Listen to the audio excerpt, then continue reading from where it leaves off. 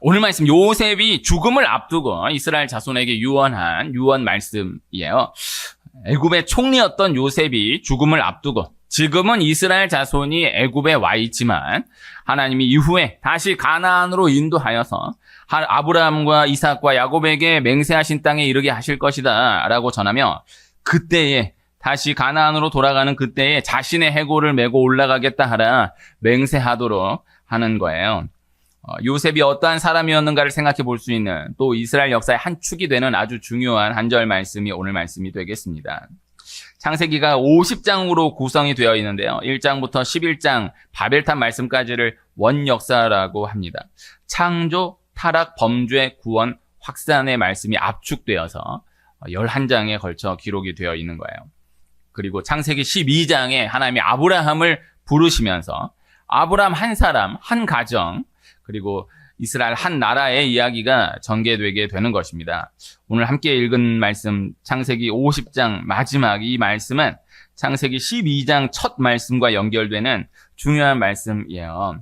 창세기 12장 1절에서 3절 말씀 제가 읽어드리면요. 여호와께서 아브라함에게 이르시되 너는 너의 고향과 친척과 아버지의 집을 떠나 내가 네게 보여줄 땅으로 가라. 내가 너로 큰 민족을 이루고 네게 복을 주어 네 이름을 창대하게 하리니 너는 복이 될지라. 너를 축복하는 자에게는 내가 복을 내리고 너를 저주하는 자에게는 내가 저주하리니 땅의 모든 족속이 너로 말미암아 복을 얻을 것이라 하신지라. 창세기 12장에 아브라함을 부르시고 이 아브라함의 이야기가 25장에 아브라함이 죽게 되면서 맞춰지게 돼요. 그리고 이삭은 35장에 죽어요. 그렇게 이삭이 35장에 죽게 되면서 이삭의 이야기는 맞춰지게 되고요. 그리고 49장, 창세기 49장에 야곱이 죽게 되면서 야곱의 이야기가 맞춰지게 되는 그러한 구조인 것입니다.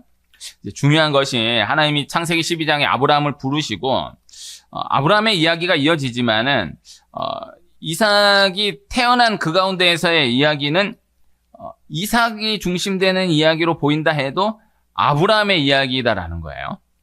이삭은 이야기가 좀 적으니까 이것이 헷갈리지 않을 수 있는데 이제 야곱의 이야기로 들어가면 야곱이 25장에 태어나게 돼요. 창세기 25장에 야곱이 태어나는데 이삭은 35장에 죽어요. 근데 25장에서 35장까지 26장 한 장을 제외하고서는 다 야곱의 이야기로 보여요. 보여지는 이야기로는 다 야곱의 이야기예요. 그런데 이삭이 35장에 죽는 그 35장까지는 보여지는 것으로는 야곱의 이야기라 할지라도 실제로는 이삭의 이야기다라는 거예요.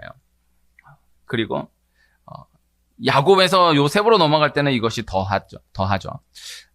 35장에 이삭이 죽고 36장에 에서의 족보 이야기, 37장에 야곱의 족보 이야기가 열려진다라고는 하지만은 실제로는 요셉이 주인공으로 보여지는 이야기가 쭉 전개되게 되는 것입니다. 그러나 그것은 요셉의 이야기가 아닌 창세기 49장의 야곱이 죽기까지는 야곱의 이야기이다. 이 구조를 꼭 기억해 둘 수 있어야 한다라는 것입니다. 그래서 창세기를 가능하다라고 하면 저는 이 정도는 외울 수 있으면 참 좋지 않은가라고 생각이 됩니다. 창세기가 50장으로 구성되어 있다라는 성경 66권이 다 몇 장으로 되어 있는지를 어떻게 알겠습니까만은 창세기가 50장으로 되어 있다라는 것은 꼭 기억해 둘 필요가 있고 그리고 창세기 12장에 아브라함이 부름받았다라는 12장이라는 숫자를 또 꼭 기억해 둘 필요가 있고 그리고 창세기 이야기로 놓고 구조로 놓고 봤을 때 가장 중요한 장은 25장이다. 25장은 아브라함이 죽는 장, 그리고 야곱이 태어나는 장. 아브라함의 죽음 이야기가 먼저 기록되어 있고 에서와 야곱이 태어난 이야기가 후에 기록되어 있지만은 그러나 정확하게 나누면은 야곱과 아브라함이 15년을 함께 하는 거예요. 그 창세기 25장에는 아브라함과 야곱이 함께하는 15년이 담겨져 있는 거예요. 한 가정으로 놓고 보아도 이 아브라함과 야곱이 함께하는 그 기간이 가장 중요한 기간이에요. 그래서 다 그 기간이 얼마 길지 못해요. 요새 다 오래 산다라고 하지만 또 애를 늦게 낳고 이렇게 딱 겹쳐지는 그 구간이 그렇게 많지 못해요. 한 가정으로 놓고 보았을 때에 아브라함과 야곱이 함께하는 구간이다. 이 구간은 참 귀한. 그래서 창세기 전체로 놓고 보았을 때에도 그 25장이 그런 역할을 감당하는 귀한 장이다. 이렇게 나눌 수 있어요. 그런데 아브라함이 25장에 죽게 되면서 그 이후에 이삭의 이야기가 열린다라는 것, 그리고 이삭이 35장에 죽게 되면서 그 이후에 야곱의 이야기가 열린다라는 것, 그리고 야곱이 49장에 죽게 되면서 그 이후에 요셉의 이야기가 열려져야 하는데, 그런데 이제 오늘 말씀으로 들어가게 되는 것입니다. 그래서 이 구조를 꼭 기억해야 된다. 그래서 야곱이 가장 이해하기가 쉽겠죠. 야곱이 아버지에게 축복을 받고 바단 아람으로 가서 고생했던 모든 이야기들, 그리고 돌아와서 에서를 다시 상봉하고 베들로 돌아가 하나님께 예배했던 그 모든 이야기 말씀들 다 중요하지만은, 그러나 그것은 엄밀히 이야기하면 이삭의 이야기이다라는 것. 그리고 야곱의 이야기는 그럼 무엇이냐? 요셉이 형들에게 미움을 받아 애굽으로 넘어간 이후에 그 잃었던 요셉을 다시 찾게 되는 모든 과정까지의 이야기가 보여지는 것으로는 요셉의 이야기로 보이지만은 실제로는 그것이 야곱의 이야기이다. 이것을 꼭 기억해 둘 수 있어야 한다라는 것입니다. 그래서 보이는 것으로는 이삭의 이야기로, 야곱의 이야기로, 요셉의 이야기로 보이는 구간이라 할지라도 각각 다 아브라함의 이야기, 이삭의 이야기, 야곱의 이야기다. 그가 살아있는 동안은 아브라함, 이삭, 야곱의 이야기이다라는 것. 그 원리로 창세기 49장에 야곱이 죽게 되면서 비로소 요셉의 이야기가 열려지게 되는 것인데, 그런데 요셉이 50장에 또 바로 죽어버려요. 그러니까 창세기로 놓고 보면 요셉의 이야기는 50장 한 장밖에 없는 거예요. 그러나 중요한 것이 이 요셉의 시체가 여호수아 24장 마지막에 가서 가나안 땅 세겜에 묻혀지게 된다라는 것입니다. 그 시각으로 진단해 보았을 때에 이 유대인의 장래 문화, 그 문화적 시각을 기억해 둘 필요가 있어요. 영적 시각을 기억해 둘 필요가 있어요. 아브라함이 죽을 때, 이삭이 죽을 때, 야곱이 죽을 때 다 그가 그 열조에게로 돌아갔더라. 그래서 장례를 치러주면서, 그래서 아브라함과 사라가 가장 먼저 묻히고 아브라함과 사라가 함께, 그리고 이삭과 리브가와 함께, 그 다음 야곱과 레아가 함께 헤브론 막벨라 굴에 묻혀요. 그렇게 이 아브라함, 이삭, 야곱의 하나님이 완성이 되는 거예요. 그렇게 묻혀져야 끝나게 되는 것인데, 그런데 요셉의 시체는 여호수아 24장 마지막에 가서야 가나안 땅 세겜에 묻혀지게 되는 것이다 라는 것입니다. 그 시각으로 진단해 보았을 때 창세기 50장부터 창세기 49장에 야곱이 죽은 이후 창세기 50장부터 여호수아 24장까지 창세기 50장, 출애굽기, 레위기, 민수기, 신명기, 그리고 여호수아 마지막 24장까지가 다 그 전체 말씀을 요셉 한 사람이 말씀을 잡고 있는 구조이다라는 것입니다. 그래서 창세기 50장부터 여호수아 24장까지는 요셉의 이야기이다라는 거예요. 이것을 말씀드리고 있는 거예요. 요셉이 형들에 의해서 애굽에 팔려져 보디발의 집에서 또 감옥에서 13년의 시간을 지나 애굽의 총리로 세움받게 되는 것입니다. 그리고 7년 풍년을 지난 이후에 이어지는 7년 흉년 중 2년을 지나게 되면서 형들을 다시 만나게 되고, 그리고 아버지 야곱을 다시 만나게 돼요. 이때 요셉은 형들에게 자신의 정체를 밝히며 형들이 자신을 이곳에 판 것이 아니라 하나님께서 보내신 것이다 라고 이야기합니다. 너무나 귀한 고백이지만은, 그러나 그저 형들을 안심시키기 위하여서 형들을 용서하는 표현으로서의 고백은 아니었다라는 것이죠. 요셉은 실제로 그 의식을 가지고 애굽에서의 모든 시간들을 지나왔던 것이다 라는 것입니다. 그리고 애굽에서의 모든 시간을 마치기까지 그 의식을 가지고 지나는 거예요. 하나님께서 맡기신 사명이 있다라는 거예요. 하나님께서 요셉 자신에게만 맡기신 사명이 있다, 허락하신 사명이 있다라는 것입니다. 그리고 이 땅을 떠나면서 요셉 자신이 그렇게 사명을 가지고 지금까지 지나왔었던 것과 같이 이스라엘의 사명이 있음을 아브라함과 이삭과 야곱에게 주신 약속을 들어서 상기시키는 거예요. 요셉 자신은 이스라엘을 애굽으로 인도하기까지의 입애굽의 사명이 있었다라는 거예요. 그렇게 자신을 애굽으로 인도하기까지의 사명을 감당하고 이제 나는 돌아간다라는 거예요. 본향으로, 영적 본향으로 돌아간다라는 거예요. 그러나 이후에 하나님께서 본래 아브라함을 통해 주시고 이삭, 야곱, 요셉 자신에게까지 전수된 하나님의 약속, 다시 가나안으로 돌아가야 하는 사명이 있다라는 것을 말씀하는 거예요. 입애굽의 사명은 내가 감당했다라는 거예요. 요셉이 감당했다라는 거예요. 그러나 이후에 출애굽의 사명, 가나안으로 들어가는 가나안 이후의 사명이 이스라엘에게 주어져 있다라는 것을 말씀하는 거예요. 가나안으로 돌아가야 할 사명이 있고 가나안으로 돌아가서 감당해내야 할 사명이 있다라는 것을 말씀하는 것입니다. 그러면서 이스라엘 자손에게 자신의 해골을 메고 올라가겠다 하라라는 거예요. 이것이 요셉의 실제 마지막 유언이었던 것입니다. 이것이 요셉 자신의 마지막 유언, 마지막 꿈이기도 하였지만은 이스라엘 자손에게 이후 사명이 있었다, 사명이 있다라는 것을 구체적으로 일러준 말씀이 된다라는 것이죠. 이렇게 이스라엘 백성들의 역사가 이후에 이어지게 됩니다. 그래서 이스라엘 백성들이 요셉이 죽은 이후에 애굽에서의 참 많은 시간들을 지나게 돼요. 그래서 이 창세기에 또 이 갈라디아서의 사도행전에 이스라엘의 애굽에서의 시간을 400년으로 말씀하기도 하고 430년으로 말씀하기도 하고 450년으로 말씀하기도 해요. 이것을 이제 애굽에서 요셉이 총리로 감당했던 그 구간을 두고 이렇게 다르게 표현한 것이다, 이렇게 설명하기도 하는데요. 어쨌든 400년, 430년, 450년. 요셉이 30세에 총리가 되어서 110세에 죽으니까 그 시간을 다 그대로 뺀다 할지라도 상당히 오랜 기간을 이스라엘이 애굽에서 지나게 되죠. 이스라엘이 애굽에서 지나는 동안에 기억했던 한 가지가 요셉이 이야기했다. 우리는 반드시 애굽을 떠나는 날이 온다. 그때 요셉의 해골을 메고 가야 한다. 이것을 기억하는 거예요. 이 약속을 전수해 가는 거예요. 그 이후에 이스라엘 백성들이 출애굽하여서 광야 40년을 지나면서 40년, 39년, 11개월 동안 매일 새벽 만나를 먹고 또 구름기둥, 불기둥이 한순간도 떠나지 않고 인도하였다라는 것을 꼭 기억해 두어야 하지만은 또 한편 기억해야 할 중요한 것이 이 요셉의 해골, 요셉의 시체를 40년 동안 지고 다녔었다라는 거죠. 이것을 기억해야 하는 것입니다. 우리가 이스라엘의 광야를 기억할 때에 다 중요하지만은 이 요셉의 시체를 기억해야 돼요. 그래서 매일 새벽 만나를 주신 하나님, 반석에서 샘물나게 하신 하나님, 이 구름기둥 불기둥 한순간도 떠나지 않고 40년을 인도해 주셨던 하나님이 너무너무 귀하지만은 40년 동안 또 한순간도 잊지 않고 기억해야 할 한 가지가 무엇이냐?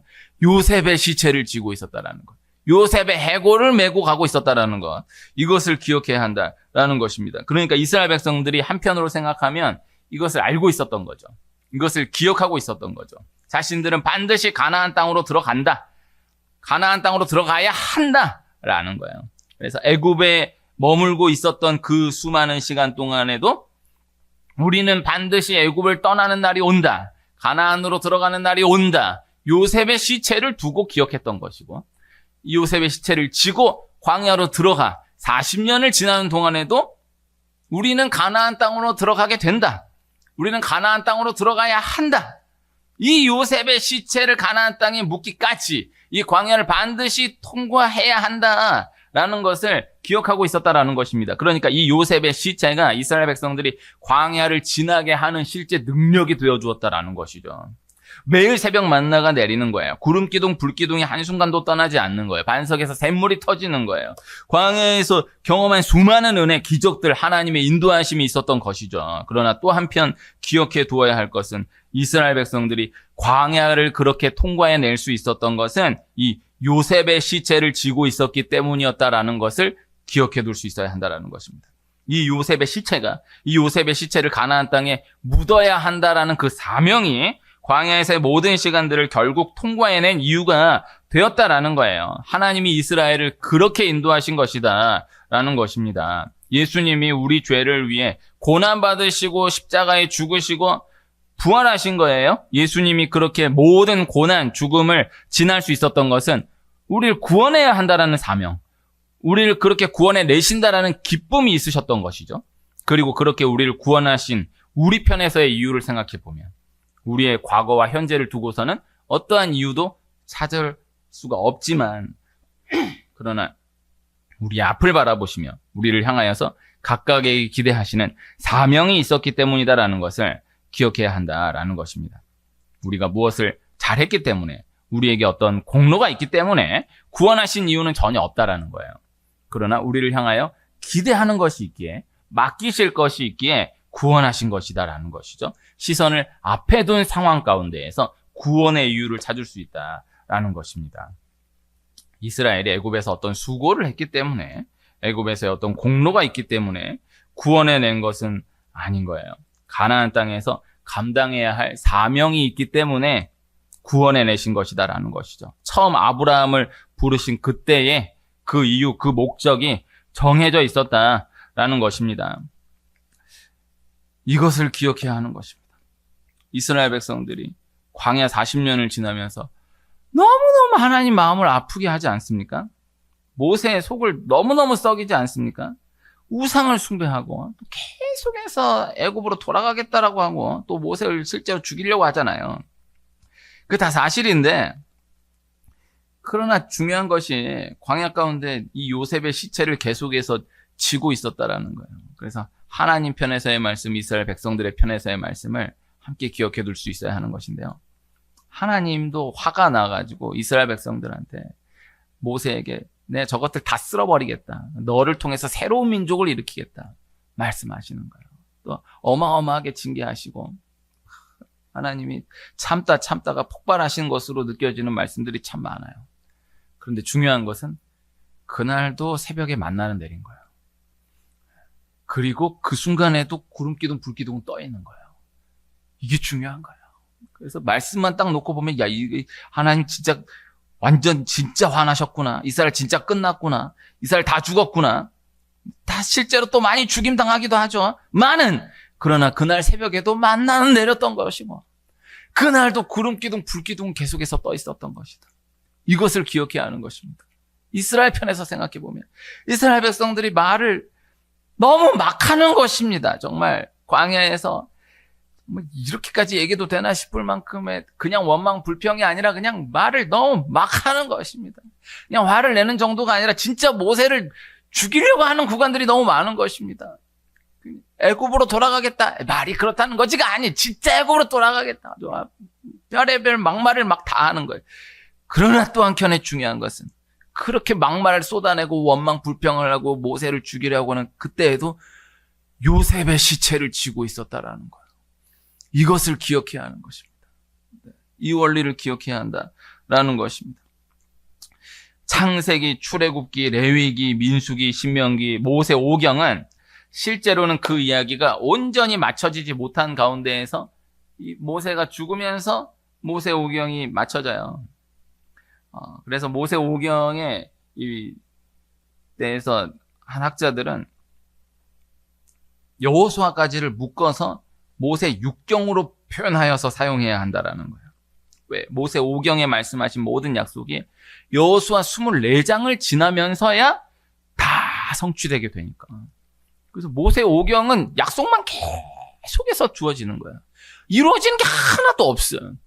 여호수아 가서 24장을 통해서 모세 오경에 쓸어놓았던 그 모든 말씀을 한순간 다 이루시는 거예요. 여호수아 24장에 걸쳐서 26장에 걸쳐서 다 성취되게 되는 거예요. 그래서 학자들이 모세 오경이 아닌 모세 오경과 여호수아로 구분할 것이 아닌 여호수아까지 묶어서 모세 육경이라고 표현해야 한다라는 주장이 있는 거예요. 그러나 여호수아는 모세가 죽은 이후이고 모세가 기록한 것이 분명히 아니니까 모세 오경과 여호수아인 것이죠. 그러나 내용으로는 여호수아까지가 다루어져야 모세 오경의 모든 이야기가 완성되는 구조이다라는 것은 너무나 쉽게 기억해 둘 수가 있는 것입니다. 여호수아가 맞춰져야 돼. 그래서 모세 오경이 너무너무 중요하지만은 모세 오경의 실제 결과, 모세 오경에서 허락된 모든 약속의 성취는 다 여호수아 때에 이루어진 그 구조를 기억할 수 있어야 한다라는 것인데요. 그 여호수아의 마지막 장, 마지막 말씀이 요셉의 시체가 가나안 땅 세겜에 묻히게 되는 것이다 라는 거예요. 창세기의 마지막 말씀이 오늘 함께 읽었던 25절 제가 다시 읽으면, 요셉이 또 이스라엘 자손에게 맹세시켜 이르기를 하나님이 반드시 당신들을 돌보시리니 당신들은 여기서 내 해골을 메고 올라가겠다 하라. 하였더라. 우리 오늘은 혹시 괜찮으시면 넘어가서 여호수아 24장 한번 함께 보면 좋겠습니다. 낮 예배지만은 쭉 넘겨서요. 358쪽. 구약성경 358쪽.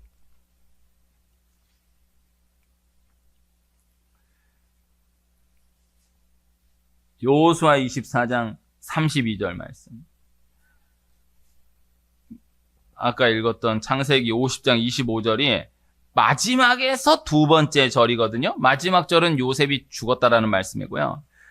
지금 읽고자 하는 여호수아 24장 32절이 여호수아 마지막 장 마지막 절에서 두 번째 절이거든요. 마지막 절은 이제 엘르아살이 죽으면서, 아론의 아들 엘르아살이 죽으면서 말씀이 맞춰지게 되는 것인데 32절 말씀이에요.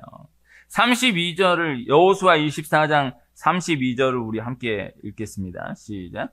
또 이스라엘 자손이 애굽에서 가져온 요셉의 뼈를 세겜에 장사하였으니 이곳은 야곱이 베크시타를 주고 세겜의 아버지 하몰의 자손들에게서 산 밭이라. 그것이 요셉 자손의 기업이 되었더라. 아멘. 너무너무 아름다운 말씀이지 않습니까? 네. 요셉의 시체가 그렇게 가나안 땅 세겜에 묻히게 되는 거예요. 창세기의 마지막 말씀이 여호수아 마지막 말씀에 성취되면서 그렇게 모세오경과 여호수아 전체 말씀이 맞춰지게 되는 것입니다. 이스라엘이 광야를 지날 수 있었던 이유, 또 가나안 땅 15년 동안의 전쟁을 다 치러낼 수 있었던 이유는 이 요셉의 시체가 있었기 때문이었다라는 것을 기억해야 한다. 이 요셉의 시체를 묻기까지의 사명이 있었기 때문이었다라는 것을 기억해야 한다라는 것입니다. 그리고 이것은 이후에 이스라엘이 가나안 땅에서의 모든 삶을 영위해 나가는 데 있어서 계속해서 기억하게 되었던 말씀이었다라는 거예요. 여호수아 이후의 이스라엘 역사는 단순합니다. 하나님 맡기신 사명을 기억할 때는 형통하고 누구도 함부로 할 수 없었지만은, 그러나 그 사명을 잊어버리게 된 때에는 수많은 이방 민족들을 도구로 한 하나님의 징계가 계속되었던 것을 볼 수가 있는 것입니다. 이후에 다윗이 그 사명을 확장하여서 이어가는 거예요. 다윗 이야기, 다윗 말씀 가운데 가장 중요한 말씀은 사무엘하 7장 말씀이에요. 어제 제가 삼계탕집에 갔거든요. 17,000원짜리 삼계탕을 13,000원으로 세일하는 삼계탕집이 있어요. 네. 거기 갔는데, 우리 교회 좀 다니다가 요새 안 나오시는 분을 또 어떻게 우연히 만났어요. 너무 반가웠어요. 이게 별로 중요한 얘기가 아닌데, 나 혼자 딱 그 삼계탕집에 딱 들어가는데, 사무엘하 7장 말씀이 쓰여져 있는 거예요. 사무엘하 7장 말씀을 바로 여기 이렇게 막 보고 이제 막 쓰고 있다가 삼계탕을 먹으러 갔는데, 사무엘하 7장 말씀이 딱 기록되어 있는 것을 보았다고요. 이렇게라도 얘기하면 또 사무엘하 7장이 기억이 될 수가 있어요. 오늘 장을 여러 번 얘기하지 않았습니까? 이거 혹 괜찮으시면 다 기억해두면 정말 좋습니다. 네. 사무엘하 7장. 다윗이 왕이 된 이후에 하나님을 위하여서 성전을 짓겠다라고 하는 거예요. 그러나 하나님이 그것을 허락하지 않으시는 거예요. 그러나 하나님이 허락하시지는 않으셨지만은 너무나 기뻐하시는 거예요. 그리고 다윗에게 언약을 체결해 주시는 거예요. 중요한 것이 다윗은 그 모든 과정을 지나서 백향목궁에 거하게 된 그때에 비로소 이스라엘의 왕으로서 모든 것을 누리게 되었던 그때에 그 모든 것을 그저 누리는 데에 초점을 둔 것이 아닌 그때부터 비로소 본격적으로 감당해낼 수 있게 된 사명에 초점을 두었다라는 것이죠. 하나님이 그것을 너무나 기뻐하셨다라는 것입니다. 사명이다라는 것입니다. 요셉은 애굽에 팔려져 보디발의 집에서 감옥에서 13년의 시간을 지나는 동안도 한편으로는 그 시간을 요셉의 편에서 광야로 생각해 볼 수도 있지만, 그러나 요셉은 그 시간 역시도 사명을 감당해내는 시간으로 지났었던 것을 볼 수 있어야 하는 거예요. 보디발의 집에서 나는 광야를 지나고 있다? 이렇게 생각하며 지냈다라고 보기가 어려워요. 보디발 집에서 종으로서, 청지기로서 사명을 감당해내며 10년을 지나는 거예요. 억울하게 감옥에 갇히게 되었어요. 감옥에서의 시간을 내가 이 감옥에서 광야를 지나고 있다. 이 감옥에서 고난의 세월을 지나고 있다. 이렇게 생각하며 보냈다라고 보기가 또 어려워요. 감옥에서 또 간수장으로서 사명을 감당해 내었던 거예요.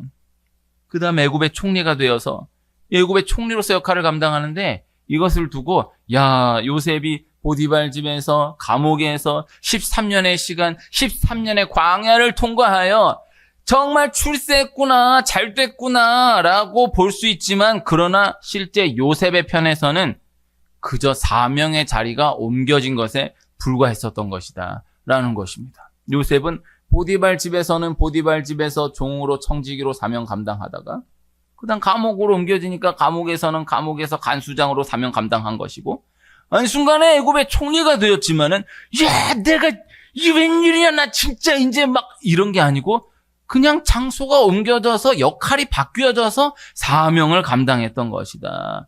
그러한 삶을 살아갔던 것이다 라는 것입니다. 그래서 보디발 집에서 감옥에서 자기 코가 석자예요.